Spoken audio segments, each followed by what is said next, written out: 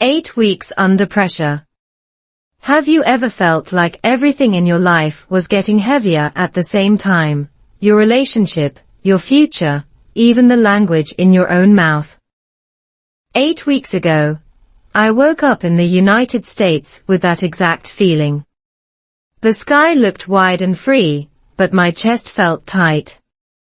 I asked myself a question that scared me more than my broken English. Can love survive pressure? Because when life presses down hard enough, love is often the first thing people let go of. Those 8 weeks did not begin with drama. No shouting. No big argument. Hard times rarely arrive like storms in movies. They arrive quietly. They sit next to you at breakfast. They follow you to work. They lie down with you at night. In my case, they arrived in a small, rented apartment in America, with unfamiliar weather outside and unfamiliar emotions inside. I had just started a new chapter of life here. New country. New systems. New expectations. And yet, the same marriage, the same person I loved, standing right beside me, also confused, also tired. People often say, America is full of opportunity. That is true. But opportunity comes with pressure. And pressure has a way of testing everything you believe is strong. The first pressure was simple but constant: survival. Rent. Food. Transportation. Paperwork. My brain was always calculating. Always worried. When your mind is busy surviving, your heart doesn't get much oxygen. I noticed how little patience I had. How quickly I became silent. Silence is dangerous in a marriage. Especially when you are already living in a foreign language. English surrounded me everywhere. On the bus. At the store. At work. People spoke fast, confidently, casually. For them, words were easy. For me, every sentence felt like lifting a heavy box. I knew the grammar. I knew the vocabulary. But under pressure, English escaped me. Stress makes language shrink. Scientists call this cognitive overload, when the brain is so busy handling stress that it has no space left to process words clearly. At home, that stress followed me. When I couldn't explain myself well in English outside, I brought frustration inside. I became shorter with my partner. Less gentle. Not because love was gone, but because energy was gone. Love needs energy. And pressure steals it quietly. America itself felt cold. Not emotionally cold, but structured. Efficient. Fast. People value independence. Privacy. Clear boundaries. In my culture, love often looks like closeness. Shared suffering, emotional presence. Here, love often looks like respect for space and strength. Neither is wrong. But the difference can feel lonely when you're already under pressure. I remember one evening, about 2 weeks in. It was raining lightly. That kind of American rain that doesn't make noise, but lasts forever. We sat in silence, both scrolling on our phones. Pretending to rest. I suddenly wondered, is this how love fades? Not with betrayal, but with exhaustion. Psychologists say long-term stress activates the body's threat system. When that system stays on for too long, the brain stops prioritizing connection and starts prioritizing protection. You become defensive. You misinterpret neutral words as attacks. You hear criticism where none exists. Under pressure, love doesn't disappear, it hides. During those early weeks, I also struggled with motivation to practice English. I knew English was the key to work, to confidence, to belonging. But my brain resisted. When you're tired, your brain chooses comfort, not growth. Scrolling is easier than speaking. Silence is safer than mistakes. One night, I caught myself thinking, what's the point? That thought scared me. Not about English, but about everything. That's when I realized something important. This was not just an English problem. This was a pressure problem.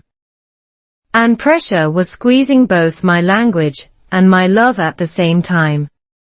I started to observe instead of judge.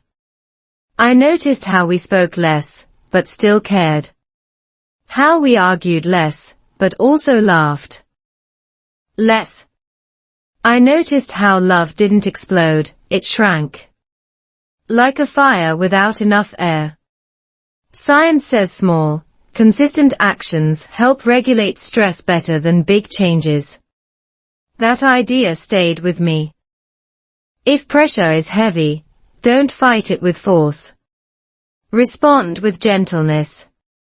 So I started very small. Instead of studying English, I listened to short, slow stories while cooking. Instead of deep relationship talks, we shared simple moments, walking, eating, resting. I used tiny English phrases, real-life English. I'm tired. Let's rest. It's okay. Simple words, but honest ones. Week by week, something subtle shifted. Pressure was still there. Problems were still there. But love began to breathe again. Not louder. Not bigger. Just steadier. Looking back now, I understand something I didn't 8 weeks ago. Love doesn't grow after hard times. Sometimes, love grows inside them. Slowly. Quietly. Almost invisibly. And if you're listening to this while feeling tired, unmotivated, or close to giving up, on English, on love, on yourself, let me tell you this, pressure does not mean failure. Pressure means you are carrying something important. This story is only beginning. Because what happened next surprised me in ways I didn't expect. Hard times came quietly. Have you noticed how the hardest moments in life rarely announce themselves? They don't knock. They don't shout. They don't warn you. They simply sit down beside you and stay. In my second week in the United States, I realized something unsettling. The pressure wasn't getting worse, but it wasn't leaving either. And that quiet persistence was far more dangerous than panic. Because when hardship becomes normal, you stop fighting it, and start doubting yourself. The days looked ordinary from the outside. Morning routines. Short commutes. Simple meals. If someone had watched us through a window, they would have seen a calm couple adjusting to life in America. But inside, something heavier was happening. Hard times had blended into our daily rhythm. They were no longer events. They were background noise. This is how pressure works. At first, it shocks you. Later, it trains you. Your nervous system adapts to stress the same way it adapts to cold water, by numbing sensation. Psychologists call this habituation. When stress becomes constant, you stop noticing how much it affects you. But your relationships still feel it deeply. In America, everything runs on schedules, systems, and expectations. Appointments are exact. Rules are written. Time is measured. Coming from a place where flexibility and emotional connection mattered more than efficiency, this shift felt subtle but exhausting. It wasn't that anyone was unkind. It was that no one slowed down. I remember standing in line at a grocery store, listening to people chat easily with the cashier. Casual jokes, fast words, confident smiles. When it was my turn, my English froze. My mouth went dry.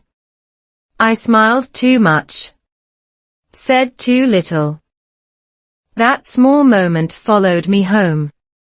Not as embarrassment, but as fatigue. Fatigue is contagious. When one person carries it, the other begins to feel it too. At home, conversations became functional. Did you pay this?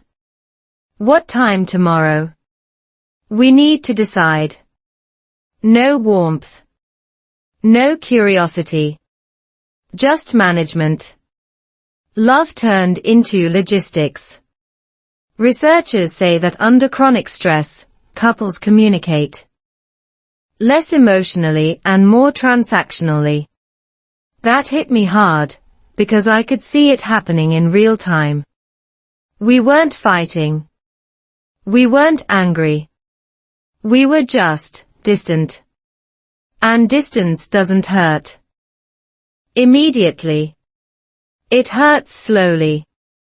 By the third week, I noticed something else. We stopped sharing small thoughts. Those half-finished sentences. Those silly observations. The things that don't matter, but actually matter the most. Pressure had convinced us that only important things deserved space. And love thrives in the unimportant moments. The weather mirrored my mood. American skies are vast, endless, beautiful, but also overwhelming. Back home, the sky felt closer, more familiar. Here, everything felt bigger than me: buildings, roads, expectations. That constant sense of being small does something to your confidence. It makes you quiet. And when you become quiet for too long, you start telling yourself stories. Dangerous stories. Maybe I'm not strong enough. Maybe love can't survive this. Maybe this is just how things are now. Cognitive science explains this pattern well. Under prolonged stress, the brain shifts into prediction mode. It looks for certainty, even negative certainty, because uncertainty costs energy. So your mind prefers, this will always be hard, over, I don't know what comes next. That's how hope quietly leaks away. English learning suffered during this time too.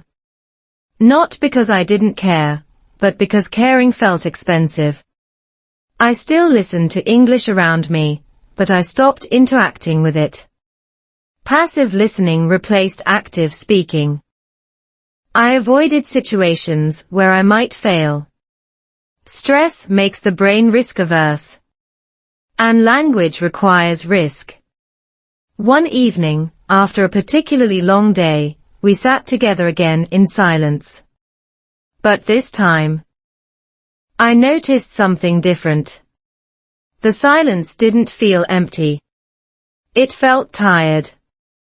Like two people resting under the same weight. That realization softened me. I remembered a principle from psychology. Shared stress can either divide or bond, depending on interpretation. If you see pressure as something attacking you individually, you isolate. If you see it as something challenging you together, connection becomes possible. That night, instead of trying to fix anything, I simply said one sentence. Slowly. Clearly. This is hard for me. No blame. No explanation. Just truth. Something shifted. Not dramatically, but enough. Hard times didn't leave. America didn't suddenly feel easy. English didn't magically improve. But the quiet enemy, unspoken pressure, lost some power. Because it had been named. Looking back, I understand now, the most dangerous part of hardship isn't pain. It's normalization. When struggle becomes background noise, love doesn't die, it falls asleep. And in the next part of this journey, I began to see just how deeply the environment itself, this country, this culture, was shaping not only our stress, but our connection. America felt colder than weather. Have you ever stood under a clear blue sky and still felt cold inside? In my third week in America, the sun was bright, the streets were clean. And everything looked exactly like the dream people talk about. But something felt off. It wasn't the temperature. It wasn't the wind. It was a different kind of cold, quiet, polite, invisible. And slowly, I realized this kind of cold could slip into a relationship without anyone noticing. By week 3, we were no longer new. The excitement had worn off, and reality had taken its place. America stopped feeling like a destination, and started feeling like a test.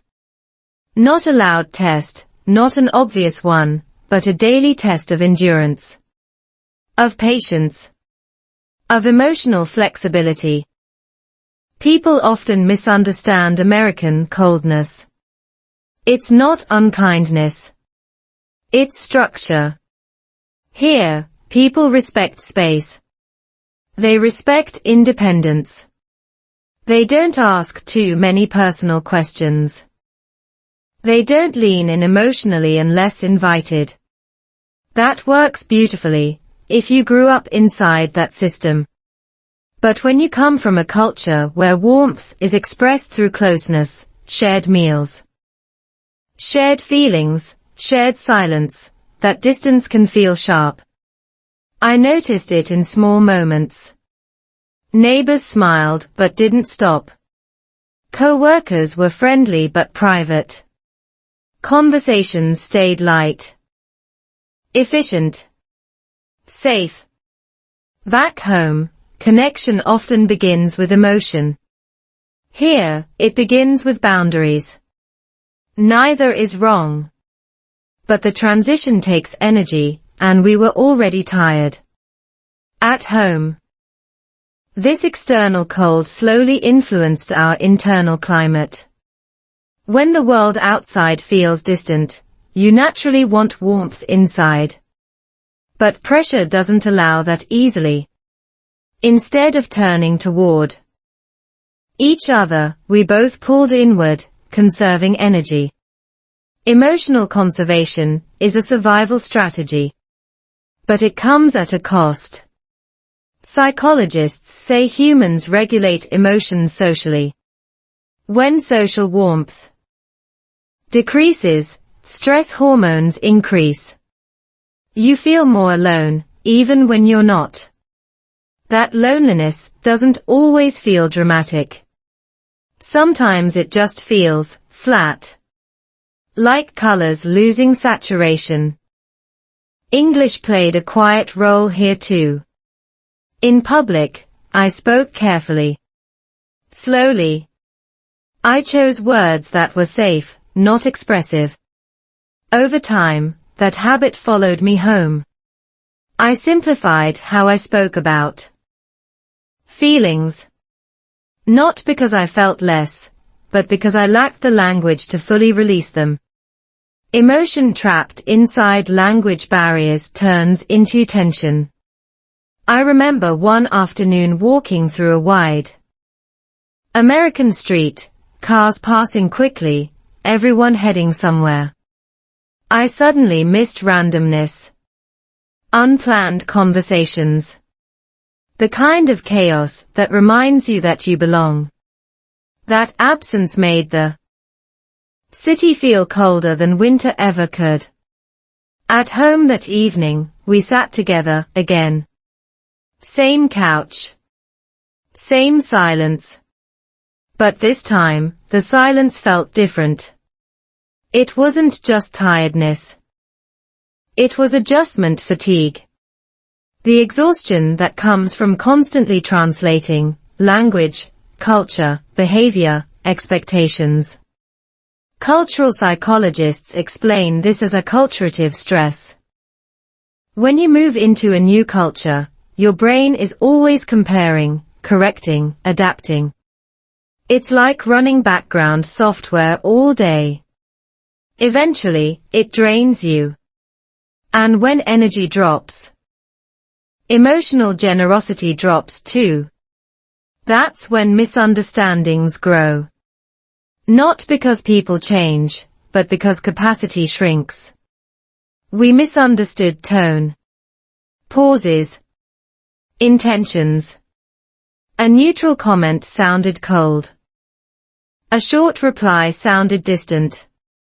Pressure distorts perception. Love was still there, but it felt wrapped in layers, culture, stress, fatigue. I began to wonder something uncomfortable. What if America itself is testing our relationship? Not intentionally, but structurally. When a society prioritizes independence, couples must consciously create connection. It doesn't happen automatically. That realization shifted my thinking. Instead of waiting to feel warm, I started creating warmth intentionally. Small actions. Small words. Small presence. I started saying simple English phrases out loud at home, not to practice, but to connect. Today was hard. I miss home. Can we sit together? Simple sentences. Real life English. Emotional English. Science shows that emotional labeling, putting feelings into words, reduces stress response in the brain. Even imperfect words work. Especially imperfect words. Because they are honest. Slowly, the internal temperature changed. Not dramatically, but noticeably. We laughed once. Then again. Quiet laughter. Relief laughter. The kind that says, we're still here. America didn't suddenly feel warm. The culture didn't change. The pace didn't slow down. But we adapted differently. Instead of fighting the cold, we learned to dress for it, emotionally. That's something no one tells you about love under pressure. You don't wait for conditions to improve. You adjust how you show up. You bring warmth deliberately. Looking back now, I understand this clearly. The coldest part of moving to a new country isn't the weather. It's the emotional distance you don't know how to name yet. And once you name it, it loses some power. In the next part of this journey, language itself, English, would become more than a barrier. It would become a mirror, reflecting everything we were afraid to say. When words failed us, there is a specific kind of fear that doesn't rush at you, it settles. It sits in your throat and makes every sentence feel risky. By the fourth week in the United States, that fear had a name for me: language. Not grammar. Not vocabulary. Language as emotion. Language as connection. Language as the fragile bridge between love staying close and love slowly drifting apart. Week 4 felt heavier than the weeks before, not because life suddenly became harder, but because pressure had fully entered our routine. We knew how to get through the day. We knew where things were. We knew what was expected of us. And yet, something essential was slipping quietly through our fingers. English was everywhere. It surrounded me from the moment I woke up. News. Signs. Messages. Conversations moving too fast to catch. My brain was working constantly, translating and filtering.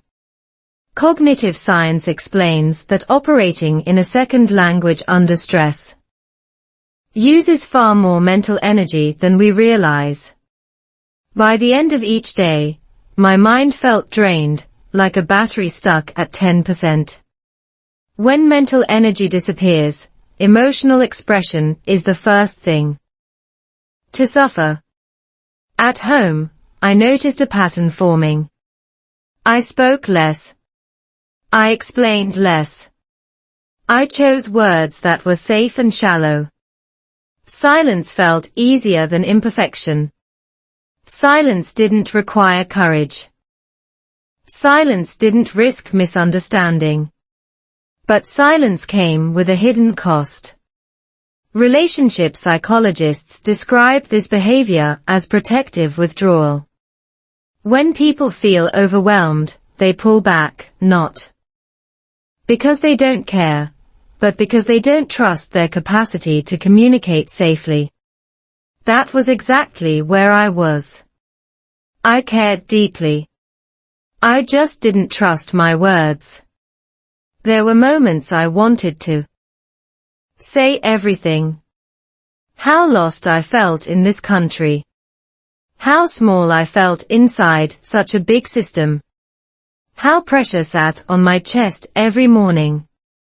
But the English I knew felt too narrow to carry emotions that wide. Advanced words felt artificial. Simple words felt insufficient. So the feelings stayed inside. Pressure began to distort perception. A pause sounded cold. A neutral tone felt distant. When communication becomes limited, the brain fills in gaps with fear. Neuroscience explains that under stress, the brain's threat system becomes hyperactive. Ambiguity feels dangerous. Silence feels personal. That's how love starts to struggle, not because of conflict, but because of misinterpretation. One evening that week stands out clearly. The room was quiet. Not peaceful, just quiet. We were sitting close, but emotionally far. I wanted to say something honest. Something important. My chest tightened. My mind searched. My mouth stayed closed. That moment hurt more than any argument we never had, because it made a dangerous thought appear. If I can't speak, how long can love last? English learning suffered during this time too. Not loudly. Quietly. I didn't quit. I didn't stop listening. But I stopped producing language. Speaking felt like exposure. Every mistake felt like confirmation that I didn't belong. Linguists call this the affective filter. When anxiety rises, the brain blocks language acquisition to protect the ego. I hid from English the same way I hid from difficult conversations. Short answers. Practical talk. Logistics. We discussed tasks, schedules, responsibilities. We stopped discussing feelings. Love became functional, efficient, controlled. Psychology warns about this stage. When couples under prolonged stress communicate only about management, emotional intimacy slowly erodes. Not because love disappears, but because it has nowhere to live. What shifted everything wasn't a deep discussion, or a breakthrough moment. It was one small, imperfect sentence. Late one night, after another exhausting day, I finally spoke. Slowly. Carefully. I don't know how to say this well, but I feel far inside. The grammar wasn't clean. The structure wasn't strong. But the truth landed. Neuroscience shows that emotional honesty activates empathy networks in the brain regardless of linguistic accuracy. Humans respond to sincerity before correctness. That night, I felt that truth in real time. Nothing was fixed. No problems were solved. But the silence changed texture. It softened. It became shared instead of isolating. We sat closer. Not to solve, but to breathe. That closeness felt like relief. Like permission to stop performing strength. That moment taught me something powerful. Fluency is not required for connection. Courage is. From then on, I changed how I approached both English and love. I stopped aiming for accuracy. I aimed for honesty. Short sentences. Clear feelings. Real-life English. I'm tired. I feel scared. This is hard for me. I still care. Those simple phrases carried more emotional weight than any advanced vocabulary I had memorized. Week 4 showed me that words don't fail us because they are weak. They fail us because fear convinces us to stay silent. And silence creates more distance than any grammatical mistake ever could. America didn't become easier after that. Pressure didn't disappear. English didn't suddenly flow. But something important shifted direction. Language stopped being a wall and became a bridge, narrow, imperfect, but real. And once that bridge existed, love found a way to cross it. What came next surprised me even more. Because as the weeks continued, pressure didn't decrease, but our ability to face it together began to grow. Love under daily stress. Have you ever noticed how love isn't usually broken by one big moment, but by 1,000 small, exhausting ones? By the 5th week in the United States, pressure had become part of our daily routine. It woke up with us. It followed us through the day. It sat quietly between us at night. And that was when I truly understood how love is tested, not in crisis, but in consistency. Week 5 didn't feel dramatic. In fact, that was the problem. Life looked stable. We knew where to go. We knew what to do. From the outside, it looked like we were adjusting well. But inside, stress was doing its quiet work. Love was still there, but it was tired. Daily stress is different from sudden hardship. Sudden hardship shocks you into action. Daily stress slowly drains you. Psychologists call this chronic load. When stress never fully leaves, the nervous system stays partially activated.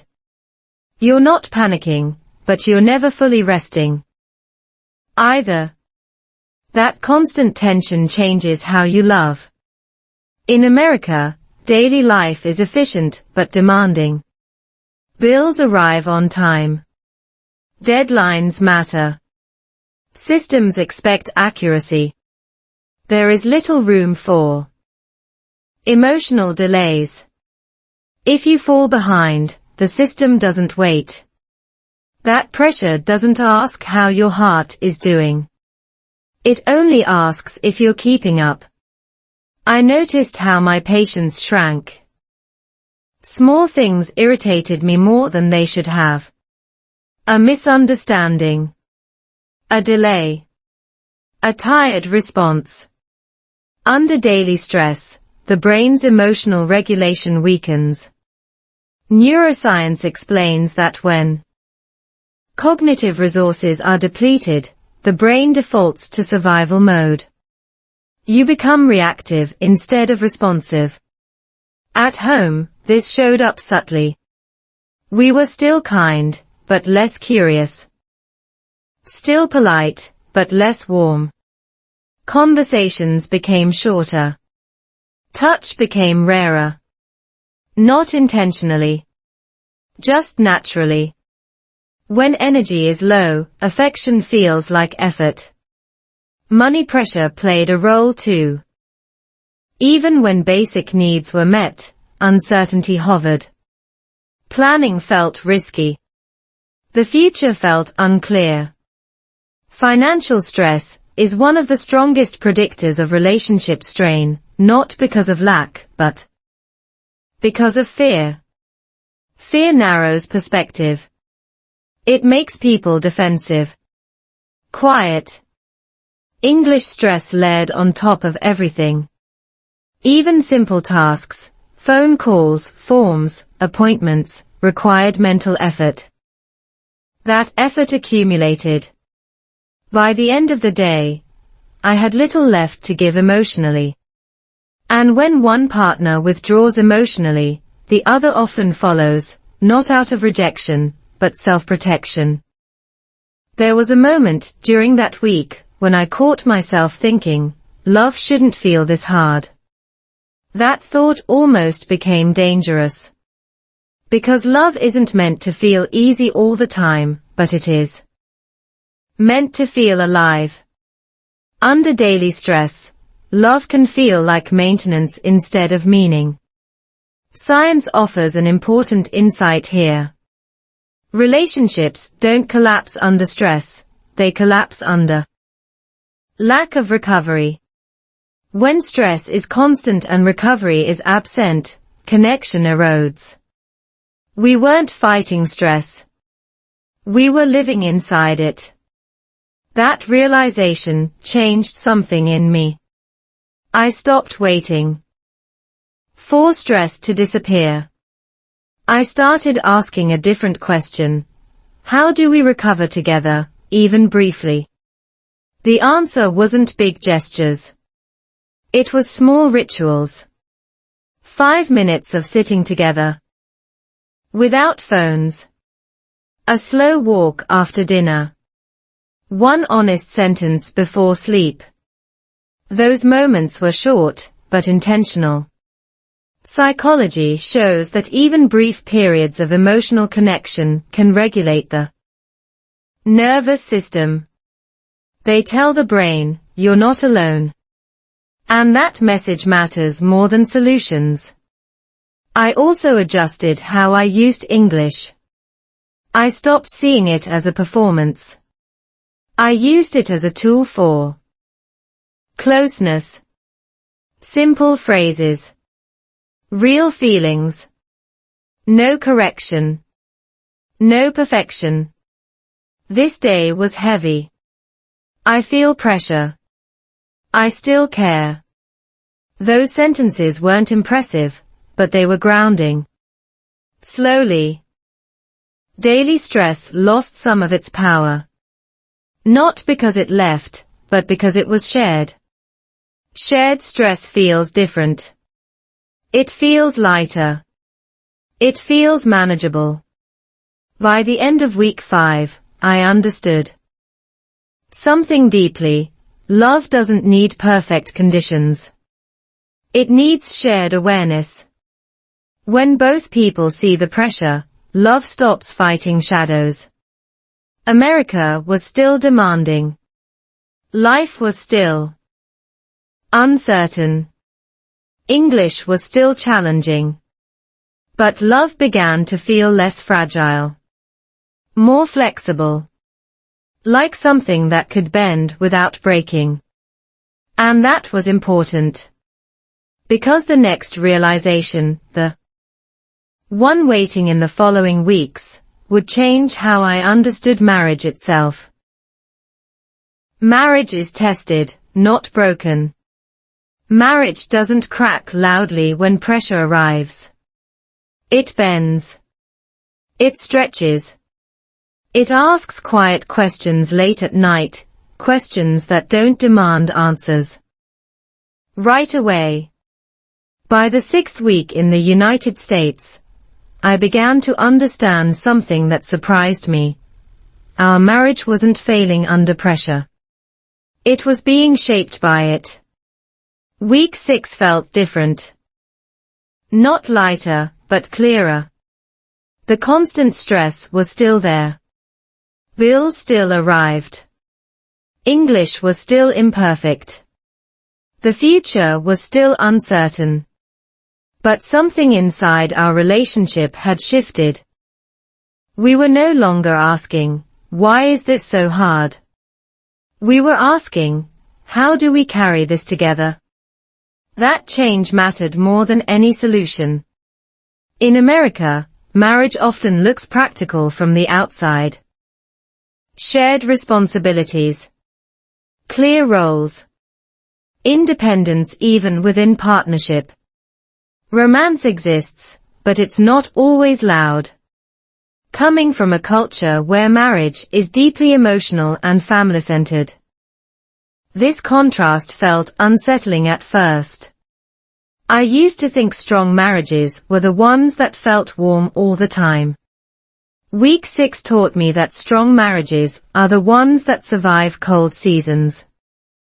Psychologists describe marriage under stress as a system under load. Pressure doesn't destroy the system, it reveals its weak points and its strengths. What matters isn't the presence of stress, but the couple's ability to adapt without turning against each other. We were adapting slowly. I noticed how arguments still didn't happen. But now, silence felt different. Less defensive. More thoughtful.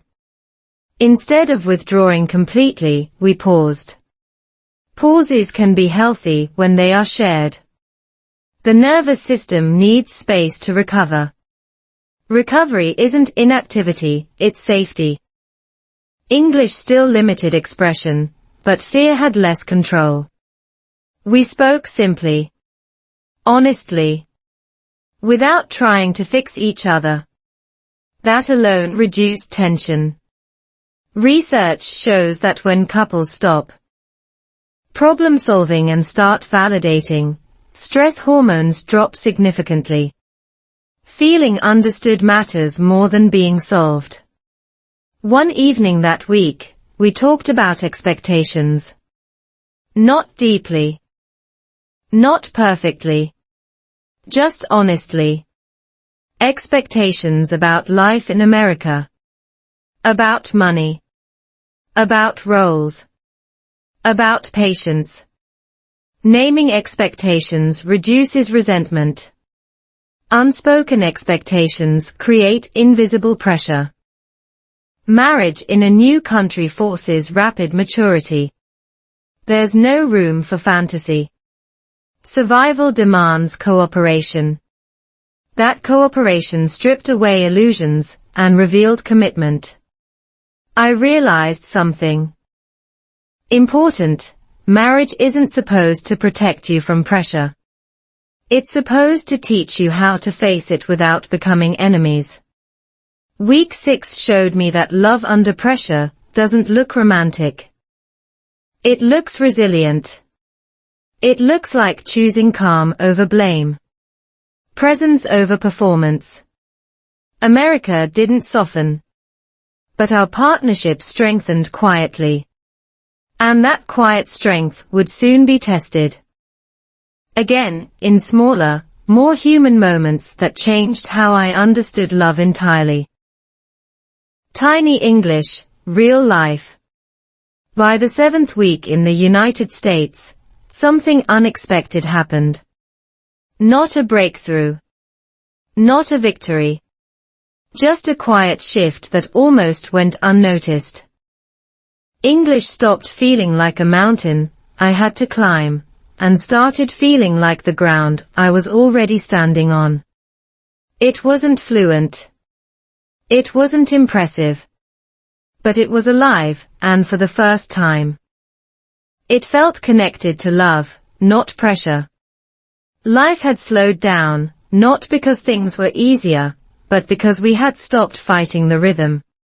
Mornings were still early. Evenings were still tired. But the tension in the air had changed. The house no longer felt like a place where we recovered from the world. It felt like a place where we practiced being human again. That's where Tiny English entered. Not textbook English. Not learning English. Living English. It appeared in moments so small they almost felt unimportant. A quiet, "I'm tired," while taking off shoes. A soft, "Are you okay?" whispered in the kitchen. A simple "thank you" said with eye contact, not habit.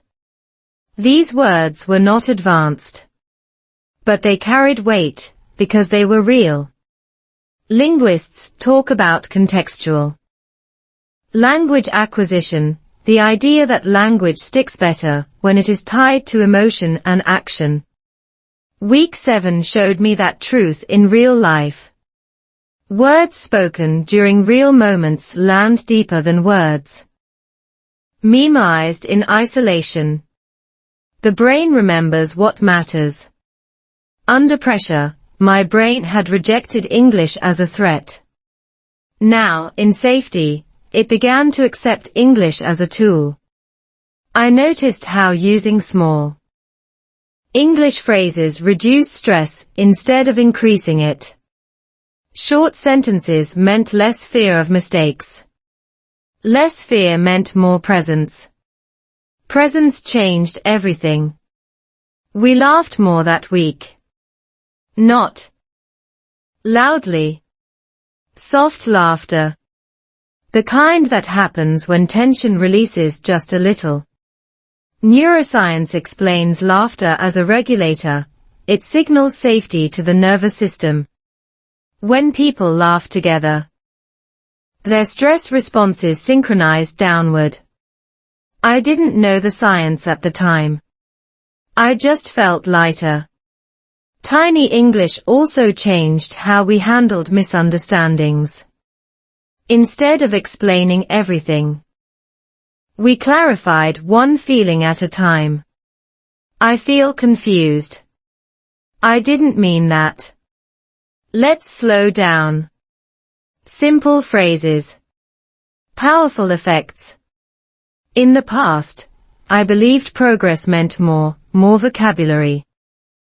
More fluency, more confidence. Week 7 taught me progress sometimes means less. Fewer words. Less pressure. Less performance. America still demanded a lot. Outside the home, English was still fast.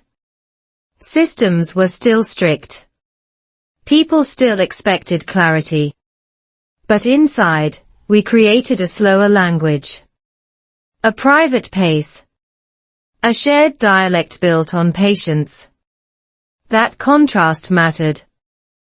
Psychological research shows that when people have at least one safe environment where they can communicate without judgment, their overall resilience increases. Home became that environment. Not because English was perfect, but because it was allowed to be imperfect. I stopped correcting myself mid-sentence. I stopped apologizing for my English. I focused on meaning, not form. That single change removed so much internal resistance. Language flowed not because I tried harder, but because I cared less about being right. One evening, we cooked together quietly. No music. No phones. Just movement and presence. At one point, I said, "This feels nice." Simple. Clear. True. That sentence stayed with me. It didn't describe the food. It described the moment.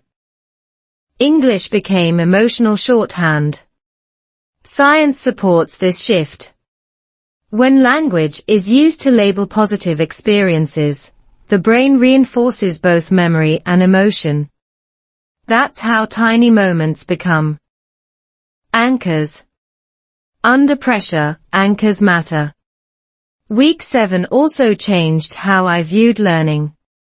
I realized that learning doesn't always look like effort. Sometimes it looks like permission.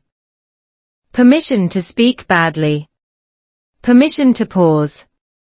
Permission to be slow. Pressure had taught me to perform. Love taught me to stay.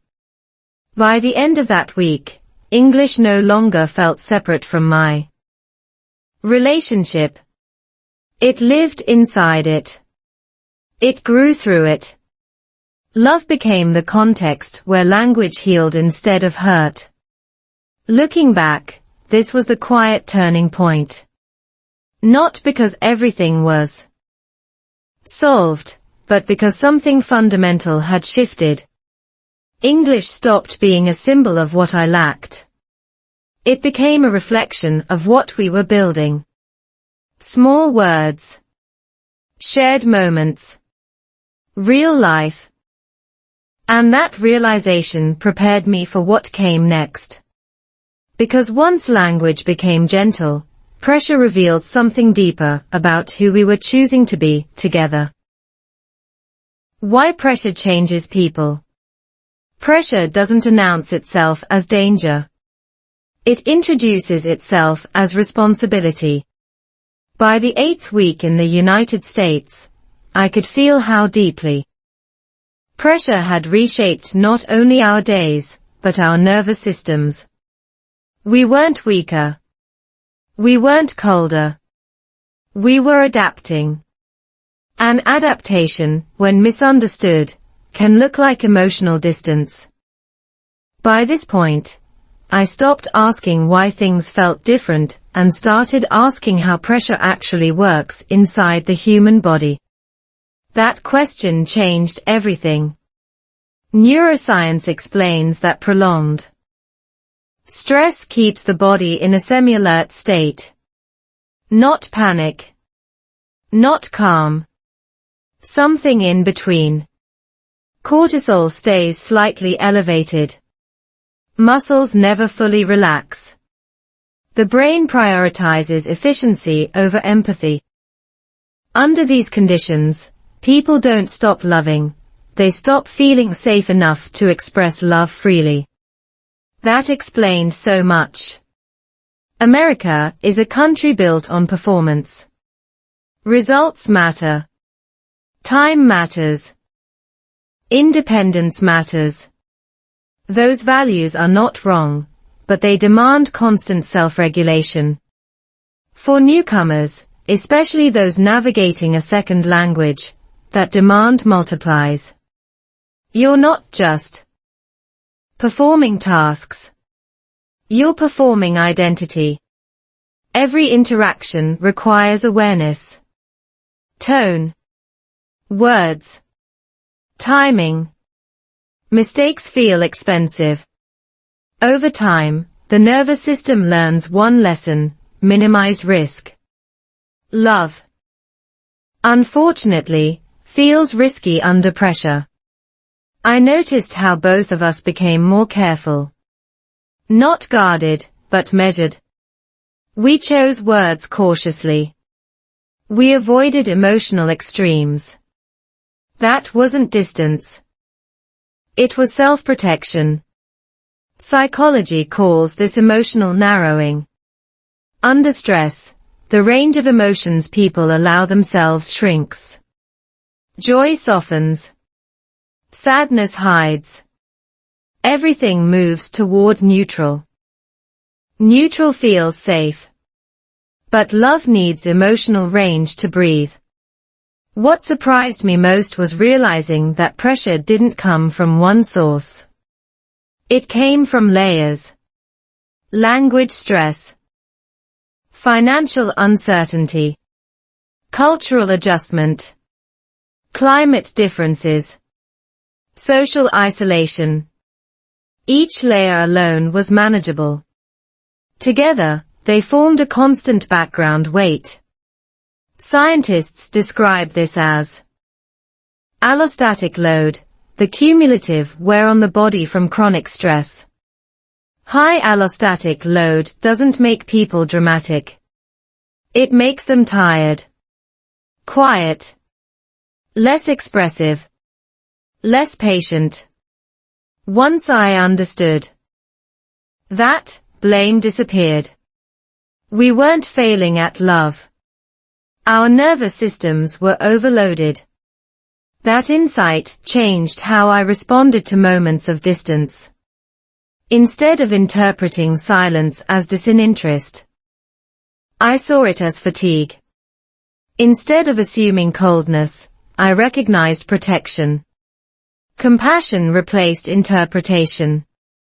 English fit into this picture perfectly.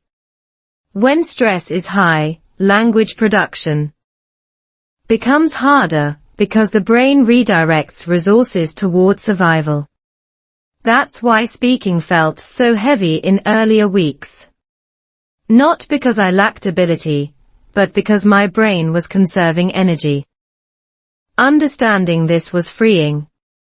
It removed shame. I stopped asking myself why I wasn't better yet. I started asking what my nervous system needed. Safety. Predictability.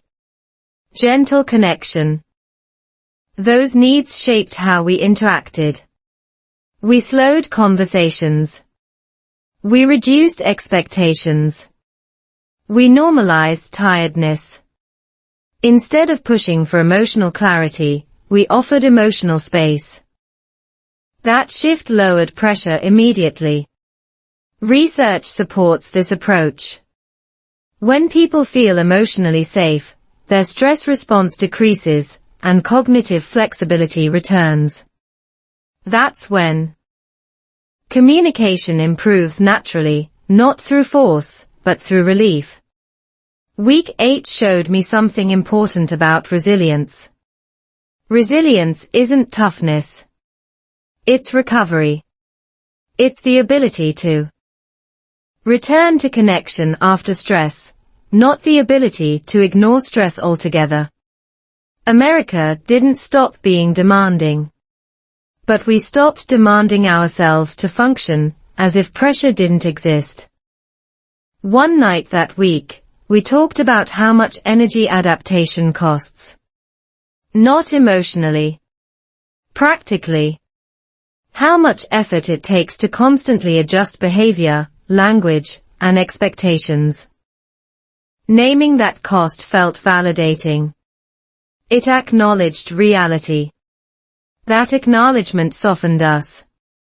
Pressure loses power when it's understood. I also noticed how my English improved quietly during this time. Not dramatically, but steadily. Words came easier when fear left. Language returned when safety arrived. That wasn't coincidence. That was biology.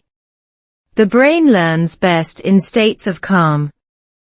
Engagement, not stress. Love had created that state. Week 8 became a turning point not because pressure disappeared, but because it stopped being personal. It became a condition, not a verdict. A challenge, not a judgment. I learned that pressure doesn't reveal who you truly are. It reveals what your nervous system can handle at that moment. And that can change. Love survived not by fighting pressure, but by adapting intelligently to it. By offering softness where the world demanded hardness. That understanding stayed with me. Because once pressure was no longer the enemy. It became something else, a signal. A message asking for care, not criticism. And that message led directly into the next realization. One that required a choice. Not a feeling. A choice to love. Again, deliberately, in the middle of everything. Choosing love under pressure. By the 9th week, I understood something quietly powerful. Love doesn't disappear under pressure, it waits to be chosen again. Not emotionally. Intentionally. Pressure had stripped away spontaneity. It removed the easy affection, the unthinking closeness. What remained was something more honest. A choice that had to be made without the comfort of certainty. That week in America felt heavier than the ones before, not because things were worse, but because the novelty was gone. There was no excitement left to mask exhaustion. Routines had formed. Bills arrived on time. Responsibilities stopped feeling temporary. This was real life now. And real life asks different questions of love. It no longer asks how deeply you feel. It asks how consistently you show up when feeling is inconvenient. It asks whether love can exist without constant reassurance, without dramatic gestures, without relief from pressure. I noticed how quiet our days had become. Not distant. Just efficient. Conversations focused on logistics. Schedules. Plans. Survival details. The emotional layer existed, but it stayed underneath. Like a current moving below still water. At first, that scared me. Then I realized something important. Silence doesn't mean absence. Sometimes it means trust. We trusted that love didn't need constant explanation. That trust itself was a form of intimacy. But trust alone isn't enough when pressure keeps building. Without intention, trust can slowly turn into emotional neglect.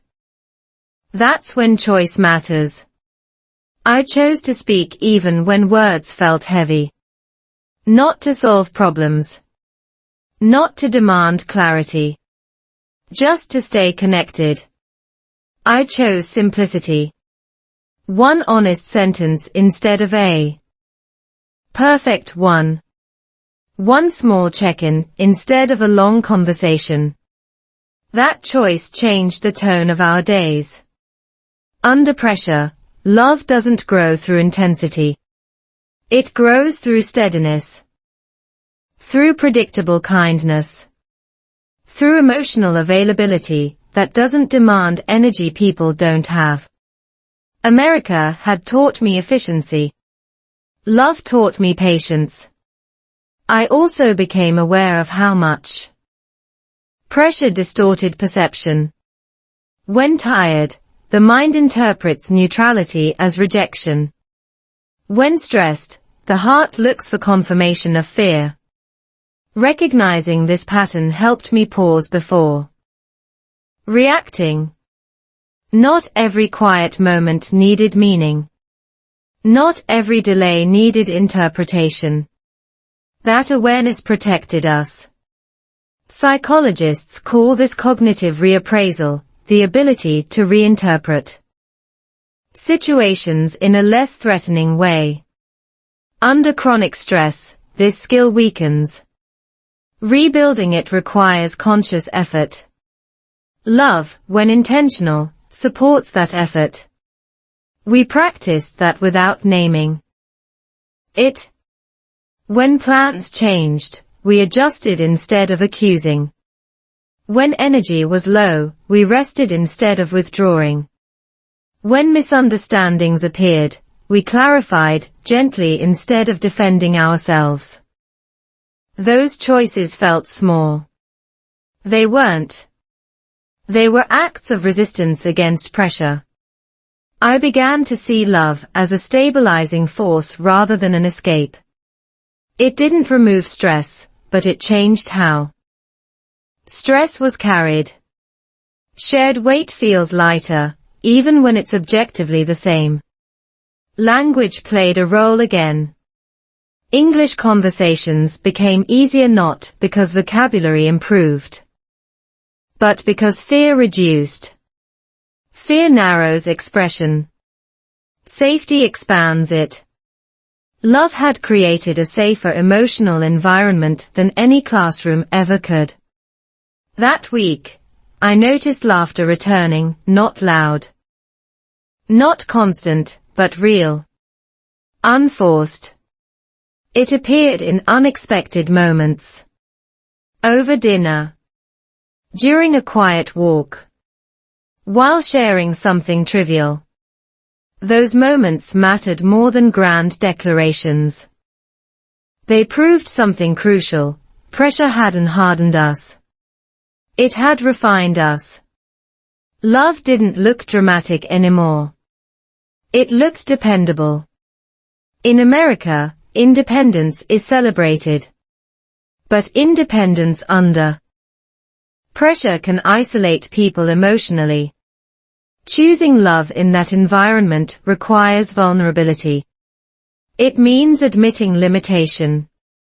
It means allowing someone to see fatigue, confusion, uncertainty. That vulnerability felt risky. But avoiding it would have been riskier. By choosing love consciously, we chose connection over pride. Presence over performance. Humanity over perfection. That choice wasn't romantic in the traditional sense. It was practical. Grounded. Real. And real love holds up better under pressure.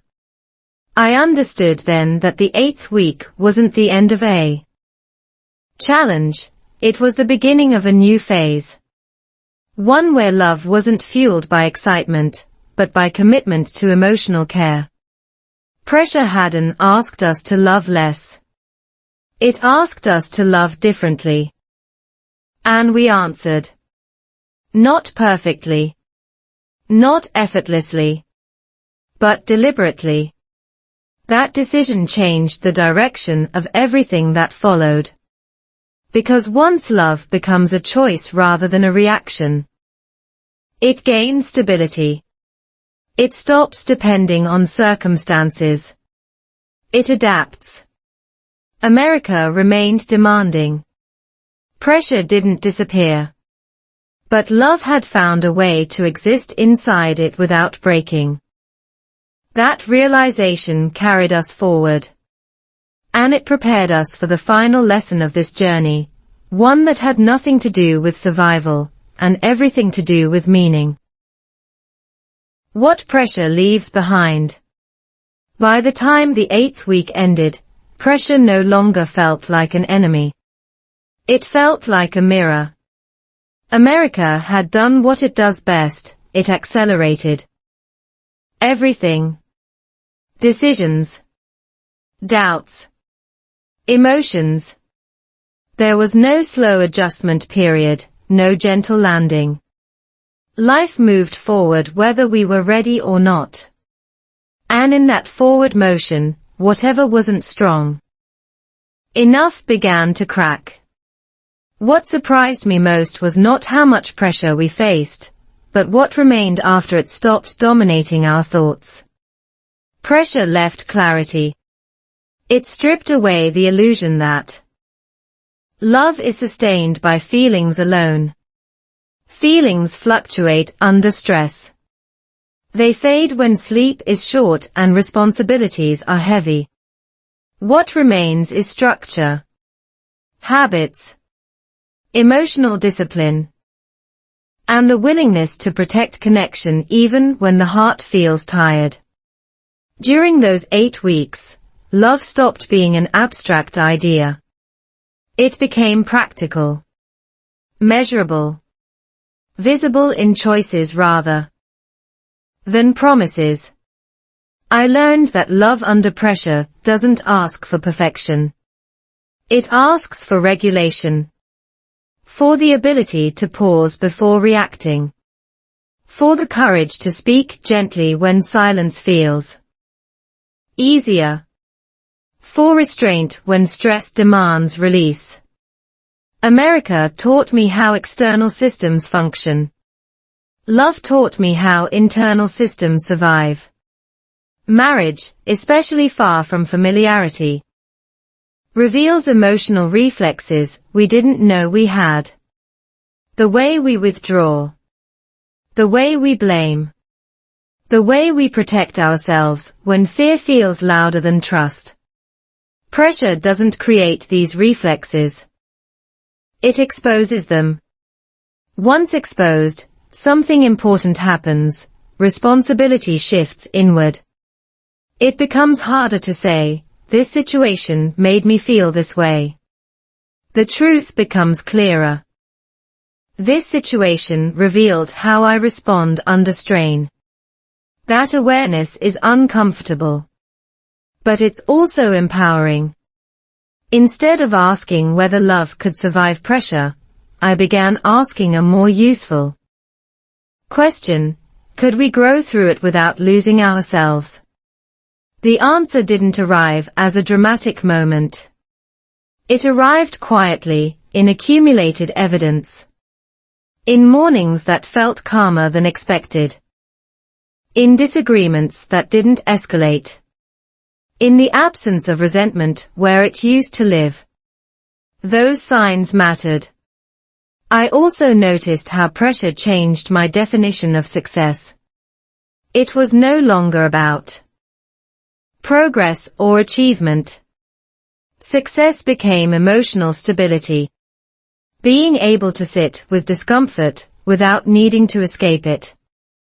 Being present even when outcomes were uncertain. That shift mattered for love. Because love doesn't require certainty. It requires tolerance for ambiguity. For periods when answers don't come quickly. For times when effort doesn't immediately produce results. America had taught me speed. Love demanded patience. Language continued to play a subtle role. English surrounded us, on signs, in conversations, in systems, but it no longer felt intimidating. It became a tool rather than a test. Emotional safety made expression easier. When the nervous system relaxes, communication improves naturally. That's something language courses rarely mention. Pressure had also changed how I saw my partner. Not as someone who should make life easier, but as someone choosing to stay present while life remained difficult. That distinction matters. Expectation creates disappointment. Appreciation builds resilience. I appreciated small things more deeply. Shared silence. Consistent effort. Emotional reliability. Those qualities don't trend on social media, but they hold marriages together. By the end of the 8th week, love didn't feel louder. It felt steadier, less reactive, more intentional. Pressure hadn't deepened passion, but it had strengthened commitment. And commitment, I learned, is not the opposite of romance. It's the foundation that allows romance to return when conditions improve. Pressure leaves marks. It leaves fatigue. It leaves memory. But it also leaves proof. Proof of what can endure. Looking back, I see that America wasn't just a place we adapted to. It was a catalyst. It accelerated growth that might have taken years elsewhere. Not because it was harsh, but because it was honest. It offered no emotional cushioning. Only reality. And reality clarified love. This journey didn't end with relief. It ended with understanding. That love surviving pressure doesn't mean pressure disappears. It means pressure loses control. It no longer dictates behavior. It no longer defines connection. Love becomes something chosen daily, not something assumed. That lesson didn't arrive wrapped in inspiration. It arrived through exhaustion, repetition, and persistence.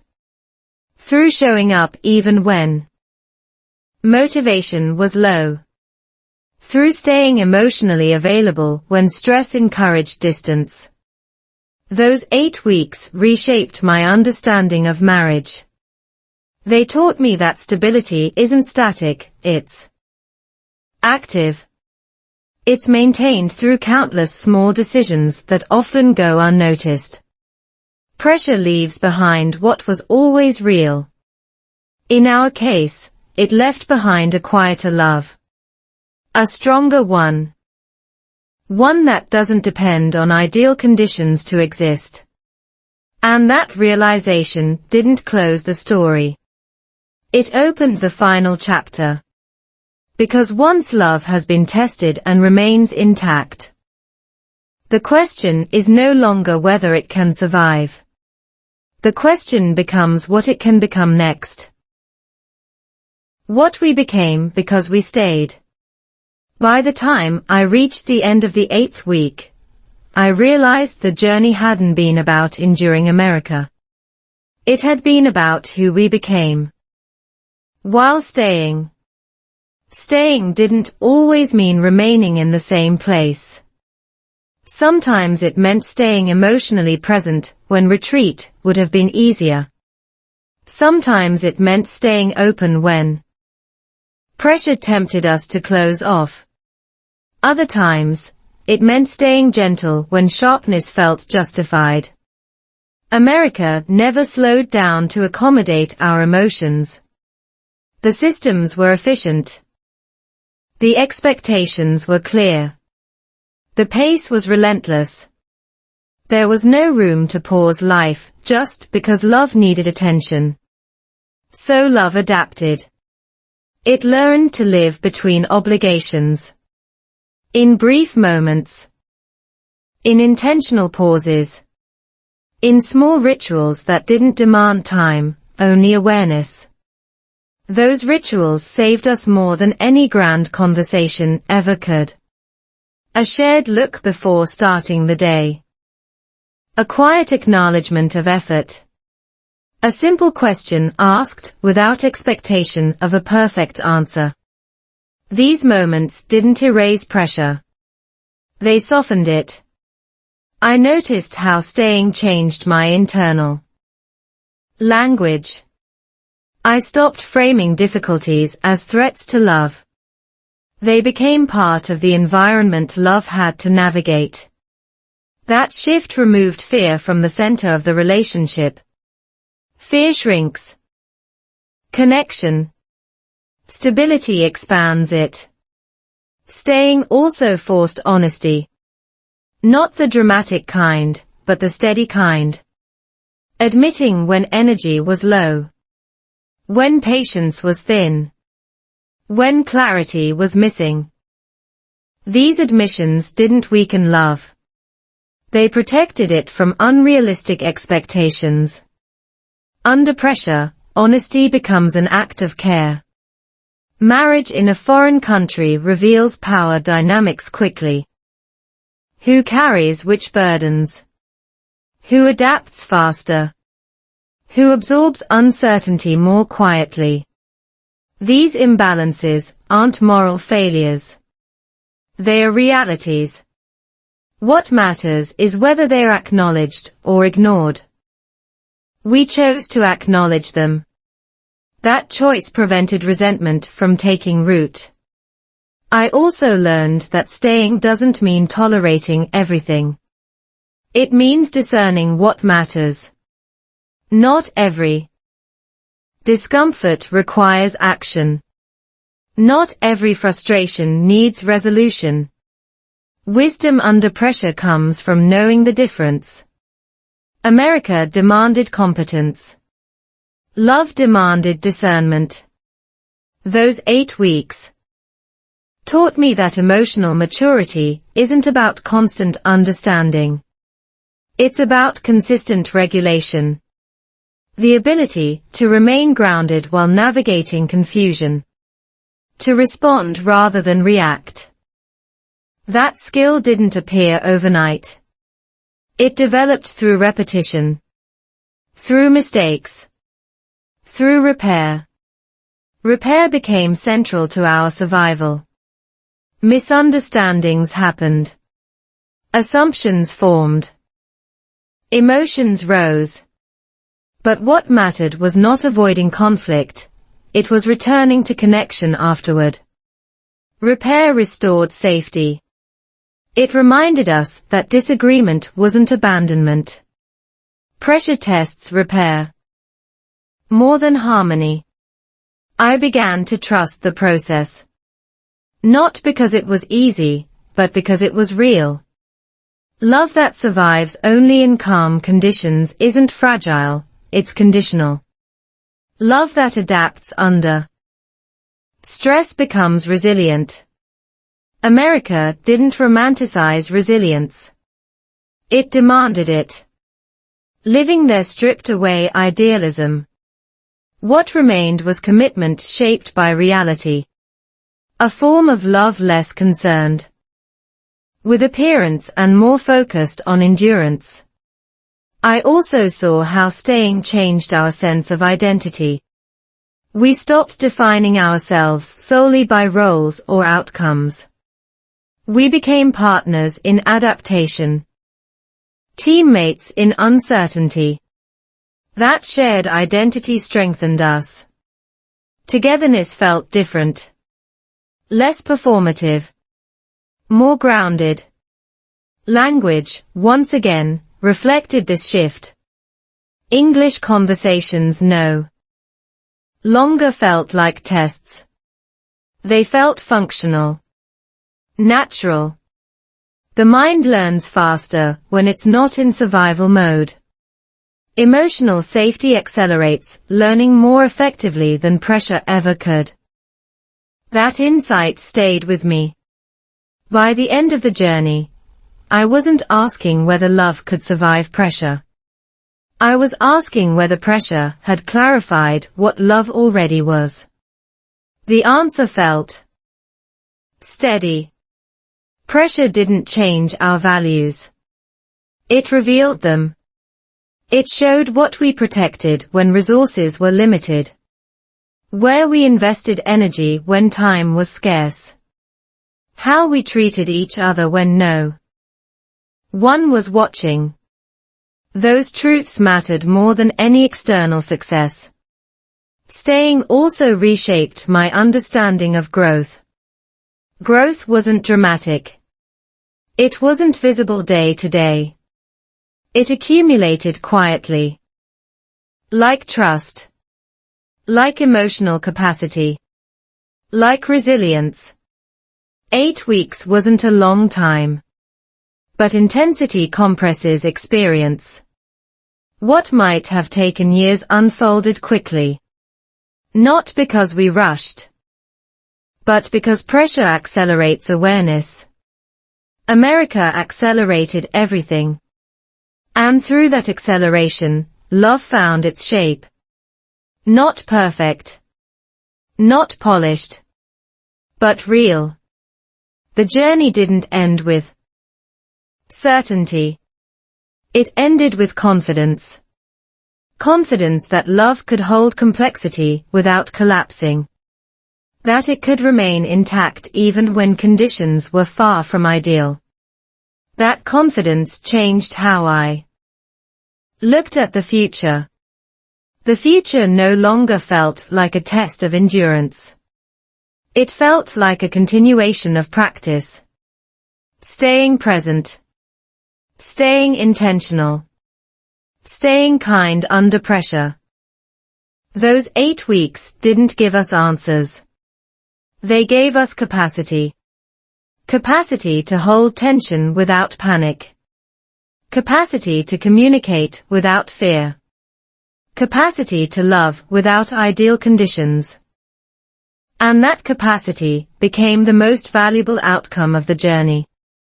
What we became, because we stayed, mattered more than what we survived. Because staying wasn't passive.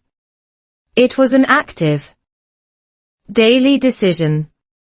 One that shaped everything that followed. Love after pressure feels different. By the time the 8th week ended, nothing around us had magically become easier. The systems in America were still demanding. The language still required effort. Life still moved at a pace that didn't wait for emotions to catch up. But love, our love, felt different. Not louder. Not more dramatic. Just steadier. Pressure hadn't disappeared. It had settled into the background, like constant weather. And we had learned how to dress for it. What surprised me most was how ordinary everything felt at the end. Not empty. Not disappointing. Ordinary in a grounded way. The kind of ordinary that only arrives after chaos. When the nervous system finally realizes it is safe enough to breathe again. Love after pressure doesn't rush. It doesn't demand proof. It doesn't ask for guarantees. It exists quietly, confident in its ability to adjust. I noticed how my body responded differently. Less tension in the shoulders. Slower thoughts. Deeper listening. Science explains this well. When prolonged stress resolves without rupture, the brain rewires its threat response. Safety becomes familiar again. And when safety returns, connection deepens naturally. That's what those 8 weeks gave us, not relief, but regulation. We no longer measured love by how intense it felt, but by how stable it remained. Stability isn't boring. It's restorative. It gives the mind room to grow. The heart room to trust. America, in its own way, taught us that. The culture prizes self-sufficiency, but surviving here as a couple revealed the power of interdependence. We didn't lose ourselves by leaning on each other. We strengthened ourselves. Support didn't weaken resilience, it enabled it. I also understood something new about learning English through life. Language sticks when emotion is regulated. When the brain isn't flooded with fear, memory works better. Listening becomes clearer. Speaking feels safer. Real learning happens in moments of emotional balance. Love created that balance. Simple conversations felt easier. Words came without force. Mistakes didn't sting. Communication became functional instead of performative. That shift mattered far beyond language. It affected how we showed up in the world. Pressure had tested everything. Finances. Identity. Roles. Expectations. And yet, what remained was something quiet and durable. Commitment without dramatics. Care without control. Presence without pressure. That's what love looked like after pressure. I stopped thinking of love as something that needed to be protected from hardship. Hardship didn't destroy it. It refined it. It removed illusions. What stayed was choice. Choosing calm over escalation. Choosing repair over withdrawal. Choosing togetherness over ego. Those choices weren't heroic. They were repetitive. Daily. Sometimes boring. But repetition builds structure. Structure builds safety. By the end of the journey, I wasn't asking big questions anymore. I wasn't searching for signs or reassurance. The absence of panic was the answer. Peace isn't excitement. It's permission to rest. Love that survives pressure doesn't promise happiness every day. It promises reliability. And reliability is what allows joy to appear naturally, without chasing it. I thought about people watching this video, people tired of starting and stopping. Tired of motivation that fades. Tired of relationships that feel like constant tests. This story isn't about perfection. It's about staying long enough to see transformation happen quietly. 8 weeks won't change everything. But they can change how you respond to everything. Pressure is inevitable. Growth is optional. Love grows when growth is shared. That's the part that matters. Not the country. Not the language. Not even the struggle. What matters is who you become together while facing it. Love doesn't need ideal conditions. It needs commitment under real ones. And when pressure passes, or simply becomes familiar, you realize something important. Love didn't survive despite the pressure. Love survived because of how you moved through it. Slowly. Intentionally. Together. That understanding stays with you long after the environment changes. And that's where this journey truly ends, not with answers, but with steadiness. A steadiness worth keeping. If you've listened until this moment, you didn't just hear a story. You walked through a journey. A journey of love under pressure. Of a marriage tested, not broken. Of 2 people learning English. Adapting to life in the United States. And choosing to stay. Even when everything around them made leaving feel easier. If you're in a hard season right now. In love, in marriage. In learning English. Or simply in life. Remember this. Love doesn't disappear under pressure. It reveals who stays. Love doesn't need perfect conditions. It needs 2 people who don't give up at the same time. And if learning English feels frustrating. If listening still feels heavy. Speaking feels scary. And motivation comes and goes. This channel was created for you. Here, you don't learn English through stress or pressure. You learn through real stories. Real emotions. And real life in the United States. Where language is not just vocabulary. But a way people connect, survive. And stay human. If this story made you pause. If you felt understood. If you want to learn English slowly, naturally, without judgment. Subscribe to this channel now. Turn on notifications. So you don't miss the next story. About love, marriage, family, life in America. And learning English through real human experience. Next week, I'll share another story. Quiet, honest. And slow. And it might feel even closer to your own life. Thank you for staying until the very last moment. That says more about you than you realize. See you in the next story. And remember, learning English becomes easier when your heart feels safe.